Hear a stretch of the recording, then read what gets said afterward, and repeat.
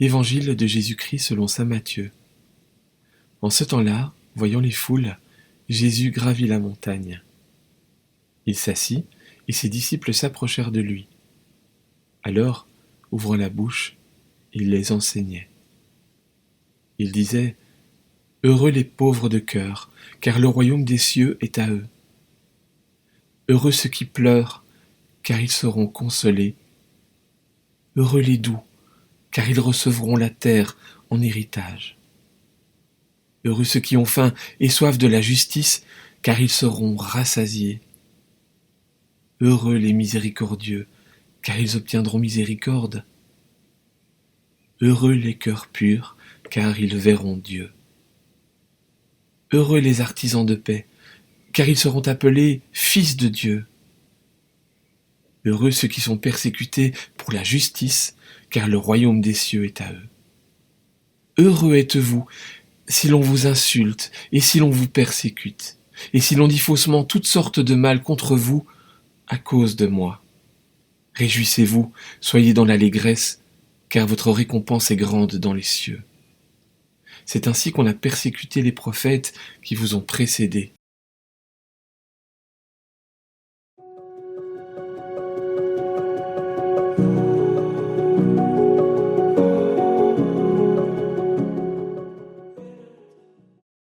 Y aurait-il de l'injustice de la part de Dieu ? Les béatitudes ne sont-elles pas un peu trop faciles pour promettre un bonheur futur et justifier la souffrance et l'injustice dans le monde actuel et réel ?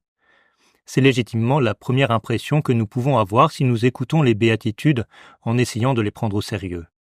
Mais au-delà de cette première difficulté, il y a un chemin plus profond qui s'ouvre si l'on accepte de considérer que les béatitudes ne donnent pas une théorie générale de la vie, mais qu'elles viennent nous accompagner dans le quotidien de l'existence. La souffrance et l'injustice sont là.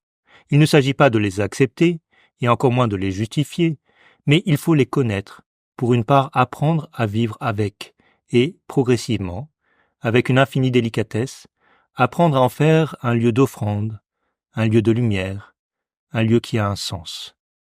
Alors c'est ce que nous pourrions aujourd'hui demander à la parole de Dieu à travers les béatitudes, qu'elles viennent effectivement nous accompagner dans le labeur ou la souffrance de notre journée, pour lui donner tout son sens.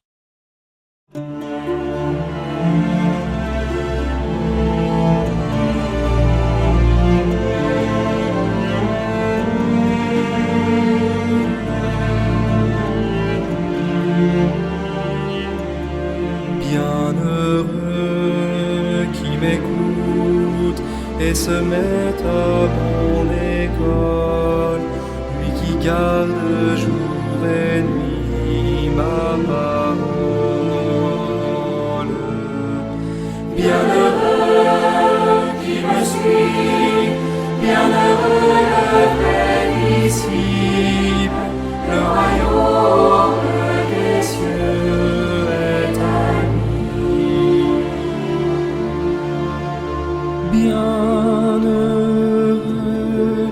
tous les pauvres de cœur, le royaume est à eux. Bienheureux les humbles et les